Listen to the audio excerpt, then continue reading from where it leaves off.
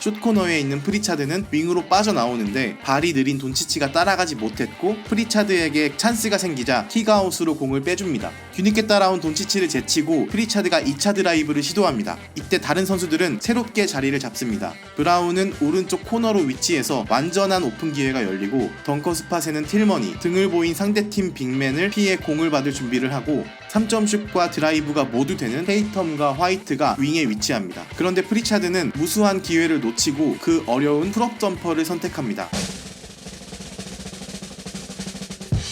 안녕하세요, 킥아웃입니다. 3대0 스코어로 보스턴이 앞선 채 시작한 댈러스와의 2024년 파이널 4차전은 122대 84라는 큰 점수차로 패배하면서 시리즈는 5차전까지 연장됐습니다. 4차전에서 댈러스는 경기 시작부터 모든 면에서 보스턴을 압도했습니다. 보스턴은 오늘 경기에서 80개의 야투를 던져서 단 29개만 성공시키며 36.3%로 NBA 파이널 사상 최악의 야투율을 기록했고, 시리즈 내내 앞서거나 대등했던 리바운드도 52대 31로 크게 밀렸습니다. 특히나 골 및 지배력을 보여주는 페인트존 득점은 댈러스가 60점을 기록한 반면 보스턴은 단 26점으로 더블 스코어 이상의 처참한 기록을 보였습니다. 각 선수의 개인 기록에서도 큰 차이가 나타납니다. 댈러스는 돈치치가 8개의 3점슛 시도를 모두 불발시켰지만 29득점, 5리바운드, 5어시스트, 3스틸을 기록하면서 득점은 물론 수비에서도 좋은 활약을 보여줬고, 어빙 또한 21득점, 4리바운드, 6어시스트로 좋은 활약을 했습니다. 벤치에서 나와 깜짝 3점슛을 기록하며 11득점을 한 데릭 라이블리 2세는 12개의 리바운드 중 오펜스 리바운드만 7개를 걷어내며 댈러스 승리에 공헌했습니다. 반면 보스턴은 15득점 이상 넣은 선수가 제이슨 테이텀 단 한 명으로 모든 선수가 저조한 활약을 했습니다. 제이슨 테이텀은 15득점, 5리바운드, 3어시스트, 1스틸, 2블락으로 수비에선 공헌했지만 팀의 슈퍼스타라고 말하기는 어려운 활약을 했습니다. 3차전에서 놀라운 활약으로 팀을 승리로 이끌었던 제일런 브라운도 10득점, 1리바운드, 2어시스트로 초라한 활약을 했습니다. 시리즈 초반 파이널 MVP 후보로 거론되기도 했던 주르 할로데이는 10득점, 3리바운드, 2어시스트, 5턴오버에 온코트 마진 마이너스 38점으로 가장 좋지 않은 수치를 기록했습니다. 무엇보다 4차전 보스턴 셀틱스는 경기 내내 집중하지 못하는 모습을 보였고, 팀의 가장 큰 장점이라 할 수 있는 수비에서도 매우 무기력한 모습을 보였습니다.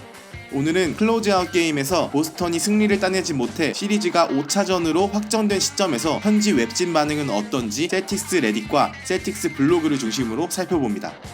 4차전 포스트게임 스레드. 셀틱스 레딧의 4차전 포스트게임 스레드에는 오늘 부진한 경기력에 대한 불안과 좋지 않은 경기력에 대한 의견이 많습니다. 먼저 팬들은 4차전에서 질 수도 있지만 너무 큰 점수 차이와 좋지 않은 경기 내용으로 패배한 것에 대해서 이야기합니다. 한 팬은 마이애미와 클리브랜드를 상대로도 3대1 스코어인 채 5차전에 임했지만 댈러스와의 시리즈는 압박감이 다르다. 홈에서 우승 트로피를 드는 것을 보고 싶어서 5차전 이내 패배를 바랐던 사람들도 있지만 38점 차 완패를 예상하지는 못했을 거다 라고 말했습니다. 다른 팬은 5차전에서는 보스턴에 가해지는 압박이 더 클 것이다, 댈러스는 잃을 것이 없다 라고 말했고, 또 다른 팬은 전체 경기 중 보스턴의 좋은 시퀀스가 하나도 기억나지 않는다 라고 말했습니다. 선수단이 다시 높은 투쟁심을 보이길 바라는 한 팬은 마줄라가 오늘 경기를 슬로우 모션으로 틀어서 선수들이 다시 헝그리 정신을 찾을 때까지 반복 재생해줬으면 좋겠다 라고 말했습니다. 좋지 않은 경기력에 대해 한 팬은 주저하는 모습이 많았다, 슛을 놓친 다음부터 망설이는 플레이가 자주 나왔다, 아무도 자신감 있는 플레이를 하지 못했다 라고 말합니다. 다른 팬은 처음부터 게임 플랜이 완전히 망가져 있었다, 드라이브도 없고 킥도 없고 멍청한 슛도 많았고 게임의 흐름을 바꿀 수 있는 쉬운 기회를 열어 놓쳤다 라고 말했습니다. 또 다른 팬은 큰 차이로 뒤진 리바운드 문제를 지적합니다. 리바운드는 노력의 문제인데 오늘 보스턴 선수들은 박스아웃을 하려는 노력을 전혀 하지 않았다 라고 말했고, 다른 팬은 이에 동조하며 오늘 댈러스 벤치에서 출전해 단 22분을 뛴 라이블리가 잡은 리바운드 개수가 보스턴 선발 전체의 리바운드 수와 비슷했다, 라이블리는 12개, 보스턴 선발은 총 15개를 잡았다 라며 선발 선수들의 투쟁심 부족을 지적합니다. 판정에 대한 아쉬움이 있었지만 이는 단지 핑계일 뿐이라는 의견도 많습니다. 한 팬은 경기 초반에 있었던 콜은 다소 편파적이었지만 이는 오늘 결과의 모든 원인이라 볼 수 없다, 오늘 보스턴 선수들은 공을 바삐 움직이며 미스매치 찾는 걸 잘 못했고 엉성한 턴오버를 많이 저지르면서 보스턴다운 플레이를 하지 못했다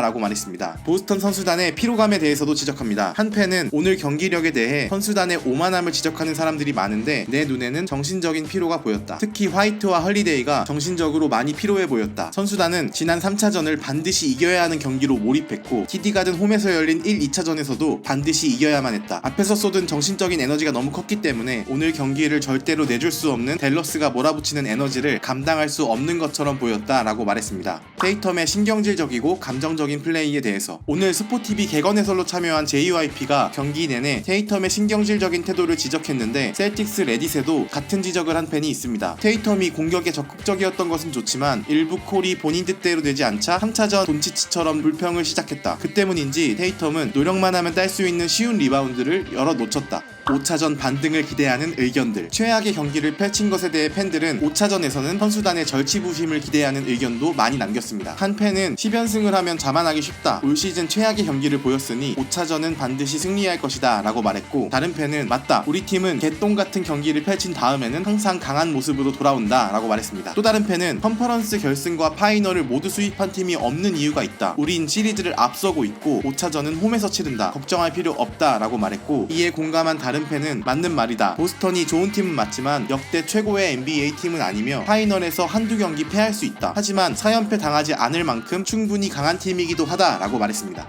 96 불스도 같은 상황이었다. 1996년 1차 은퇴 후 복귀한 마이클 조던의 시카고 불스는 정규 시즌에서 72승 10패라는 놀라운 기록을 세웠고, 시애틀 슈퍼소닉스와 치른 파이널에서도 3대0으로 앞서고 있었습니다. 하지만 파이널 4차전에서 시카고 불스는 21점 차 대패를 했고 이어진 5차전까지 시애틀에게 내주고 말았습니다. 하지만 3대2 스코어로 열린 6차전에서 12점 차 승리를 하면서 우승을 차지합니다. 이는 시카고 불스의 2차 3핏의 시작점이 되었습니다. 이에 위 레딧을 올린 팬은 오늘 큰 점수 차이로 패배를 했지만 이것은 우승으로부터 멀어지는 것은 아니라는 점을 강조합니다. 다른 팬은 이에 공감하면서 1996년 불스는 파이널에서 3대0으로 앞서다가 21점 차로 대패했다. 2000년 레이커스는 파이널에서 3대1로 앞서다가 33점 차로 대패했다. 2017년 워리어스는 파이널에서 3대0으로 앞서다가 21점 차로 대패했다. 하지만 세 팀 모두 시리즈는 편안하게 승리했다 라고 말했습니다. 이에 또 다른 팬도 플레이오프는 연승 행진보다 누가 최종적으로 16번의 승리를 따내는지가 중요한 거다 라며 더 큰 목표는 우승이라는 점을 강조합니다. 알 호포드, 우리 그룹에 대해 한 가지 말씀드릴 수 있는 것은 올해 역경이 닥칠 때마다 대응해 왔다는 점입니다. 알 호포드가 경기 후 기자단 인터뷰에서 한 말을 인용한 레딧입니다. 이에 대해 한 팬은 전적으로 동의한다. 이 팀이 잘하는 것이 있다면 바로 반등이다 라고 말했고, 다른 팬은 알 호포드는 시리즈가 3대3 전적이 된 것처럼 말하고 있는데 이런 식으로 아무것도 당연하게 생각하지 않는 태도가 마음에 든다 라고 말합니다. 한편 또 다른 팬은 호포드의 이야기는 이해가 되지만 충분히 통제할 수 있는 일을 역경이라고 포장하는 건 좋아 보이지 않는다. 경기 종료 직전까지 아무런 노력 없이 임했던 걸 역경이라 부를 순 없다. 선수들은 이 단어 뒤에 너무 숨어있는 것 같다 라며 오늘 경기는 외부에서 만들어진 어려움이 아니라 스스로 자초한 결과라는 점을 강조합니다. 보스턴으로 돌아오다. 파이널 4차전 10가지 교훈. 마지막은 보스턴 셀틱스의 전문 웹지인인 셀틱스 블로그에 올라온 아담 테일러의 경기 내용 분석 아티클입니다. 아담 테일러는 총 10개의 테이크어웨이를 꼽는데 저는 이 중 인게임 공격과 수비 문제에 해당되는 주요 파트를 중심으로 옮겨보겠습니다. 첫 번째, 예측하기 쉬웠던 공격 전개. 보스턴이 강점인 이유는 모든 주전 선수가 돌파, 3점슛, 패스에 능하다는 겁니다. 5아웃으로 시작해서 핸즈오프나 픽앤롤로 한 선수가 돌파를 시작하고 이로 인해 상대팀 수비가 페인트존을 사수하기 위해서 공간을 좁히면 빈 공간으로 패스를 건네고 리커버를 이겨내기 위한 스윙이나 2차, 3차 돌파를 반복하다가 완벽한 오픈 찬스를 찾는 공격 전개 방식입니다. 하지만 4차전에서 보스턴은 평소 잘하던 유기적인 공격 전개와 추가적인 드라이브, 킥, 패스 등 오픈 찬스를 만들기 위한 플레이 없이 예측하기 쉬운 공격으로 일관했습니다. 아래는 1쿼터 후반부 공격 포지션 중 하나입니다. 5아웃 상황에서 브라운이 로고 지역에서 공을 몰고 있습니다. 얼핏 보면 브라운이 공격을 전개할 것 같지만 우측 코너 지역에서 주루와 테이텀이 하프 스플릿을 통해 매치업된 수비수를 바꿉니다. 그리고 테이텀이 골밑으로 들어가는 움직임을 보이죠. 이에 테이텀이 공을 받으려나 싶지만 사실 브라운은 탑에서 주루에게 핸즈오프로 패스를 건넵니다. 핸즈오프 후 브라운의 스크린이 제대로 걸리지는 않지만 주루의 돌파를 통해서 원래 주루가 맡고 있던 데릭 존스 주니어와 PJ 워싱턴이 한 번 더 스위치됩니다. 주루가 드라이브를 시도하자 댈러스는 스트롱 사이드 코너에서 하우저를 맞는 수비수를 제외한 모든 선수들이 페인트 존으로 모이면서 돌파를 통한 득점을 억제하려 합니다. 그리고 주루의 레이업은 실패로 끝납니다. 그런데 원래 보스턴의 농구라면 주루의 돌파 후 위크 사이드에 오픈이 된 데릭 화이트에게 킥아웃을 했을 겁니다. 혹은 주루의 돌파 과정에서 도움 수비를 가지 못하게 하도록 화이트가 베이스라인 컷인 등의 무브를 통해서 수비에 혼란을 줬을 겁니다. 하지만 이 포지션에서는 원래 보스턴 농구에서 잘하던 추가적인 기회 획득을 위한 움직임을 만들지 못했습니다. 이 쿼터에 나왔던 공격 포지션에서도 이러한 문제를 한 번 더 확인할 수 있습니다. 틸먼의 스크린을 받아 브라운이 돌파를 시도합니다. 틸먼도 함께 롤인하면서 수비수가 페인트 존으로 공간을 좁히게 강요했고, 슛코너에 있는 프리차드는 윙으로 빠져나오는데 발이 느린 돈치치가 따라가지 못했고, 프리차드에게 찬스가 생기자 킥아웃으로 공을 빼줍니다.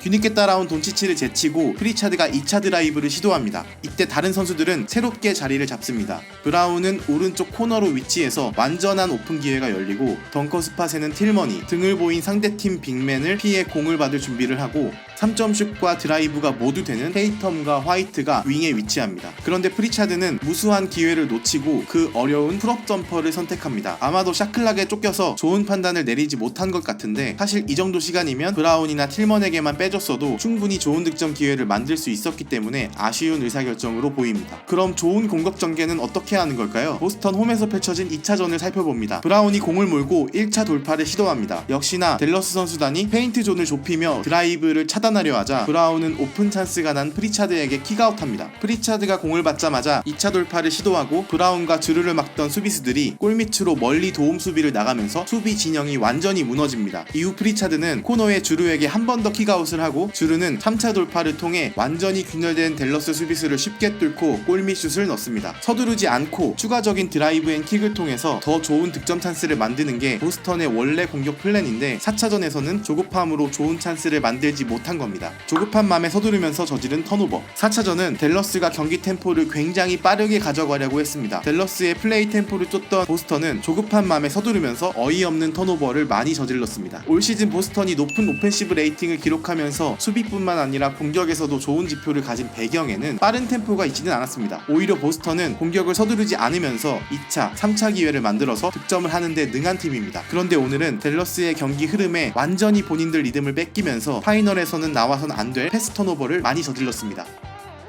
세 번째, 반복적으로 저지른 수비 실책. 올 시즌 보스턴의 가장 큰 장점은 수비력이었습니다. 파이널 3차전까지 모든 경기에서 댈러스를 100점 이하로 묶었고, 한두 번은 있었어도 반복적인 수비 실수는 거의 나오지 않았습니다.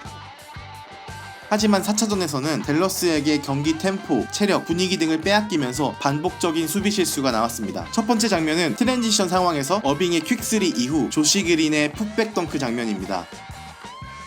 이 장면에서 아쉬운 점은 브라운, 화이트, 테이텀이 골밑에 있는데 상대 선수를 박스아웃한 선수는 브라운밖에 없었다는 점입니다. 뒤늦게 골밑으로 들어온 주루도 조시 그린이 달려오는 걸 체크하지 못합니다. 어빙의 킥3를 막던 하우저를 제외한 보스턴의 모든 선수들이 골밑에 있었는데, 외곽에서 달려오는 조시 그린의 풋백 덩크를 허용한 것은 뼈아픈 수비 실책입니다. 두 번째 장면도 비슷한 실수입니다. 틸먼이 코너에 있는 PJ 워싱턴에게 빠르게 붙어서 3점슛을 잘 봉쇄한 덕분에 PJ 워싱턴은 슛 찬스를 잃고 어빙에게 패스를 빼줍니다. 애매한 지역에서 패스를 받은 어빙은 덩커 스팟의 라이블리를 보고 라패스를 통해서 라이블리가 쉬운 득점을 올립니다. 사실 여기서도 테이텀이 라이블리를 마킹하고 있어야 합니다. 이건 브라운과 테이텀이 수비 소통이 좀만 더 잘 됐다면 체크할 수 있는 부분이라서 더욱 뼈아픈 수비 실책입니다. 마지막 장면은 픽앤롤 상황에서 나온 수비 실수입니다. 보스턴은 스위치에 정말 능한 팀인데, 이번 포지션에서는 막시 클레바와 카이리 어빙의 하이 픽앤롤 때 롤인하는 막시 클레바를 하우저와 화이트 모두 놓칩니다. 이후 어빙이 클레바에게 공을 건넸고, 돈치치를 막던 브라운은 윙을 비우고 클레바에게 갈 수밖에 없었습니다. 이때 클레바는 돈치치에게 패스를 건넸고, 뒤늦게 따라온 하우저는 셉을 뺏기면서 돈치치에게 쉬운 득점을 내주고 맙니다. 글의 저자인 아담 테일러는 이는 지금까지 보스턴이 해오던 수비가 아니며 보스턴의 농구도 아니다라고 강하게 비판합니다. 5차전에서는 이런 모습을 보이면 승리할 수 없다는 점도 강조합니다. 4차전 보스턴의 패배는 팬 입장에서도 여러모로 아쉬움이 남습니다. 공수 양면에서 기존 보스턴이 잘하던 플레이를 제대로 보여주지 못했고, 안일한 플레이로 좋은 기회를 놓치고 상대팀에게 쉬운 기회를 너무 많이 내줬기 때문입니다. 5차전은 한국 시간 기준으로 6월 18일 화요일 오전 9시 30분에 시작됩니다. 절치부심을 통해서 5차전에 달라진 모습을 보이면서 승리 후 홈에서 우승 트로피를 들 수 있을지, 아니면 또 한 번의 패배로 시리즈가 6차전까지 이어질지 지켜볼 필요가 있겠습니다. 지금까지 보스턴 셀틱스를 중심으로 NBA 현지 웹진 소식을 전하는 킥아웃이었습니다. 고맙습니다.